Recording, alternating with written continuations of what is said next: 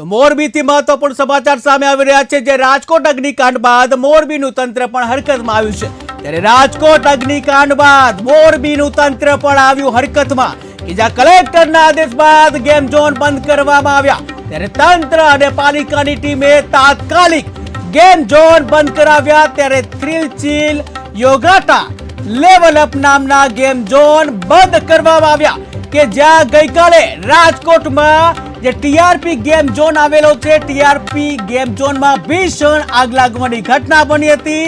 28 લોકોના માસૂમ જે 28 લોકો હતા તેઓના મોત નિપજ્યા હતા। ત્યારે જે આ ઘટના બાદ તમામ જે તંત્ર જે છે એલર્ટ બની ગયા છે, ત્યારે મોરબીનું તંત્ર પણ તાત્કાલિક હરકતમાં આવી ગયું હતું અને જ્યાં કલેક્ટરના આદેશ બાદ ગેમ ઝોન બંધ કરવાના આદેશ આપવામાં આવ્યા, ત્યારે તંત્ર અને પાલિકાની ટીમે તાત્કાલિક ગેમ ઝોન બંધ કરવાના આદેશ કર્યા હતા। ત્યારે થ્રિલ ચીલ યોગાટા લેવલ અપ નામના જે ગેમ ઝોન છે મોરબીમાં, આ ગેમ ઝોનને બંધ કરવામાં આવ્યા।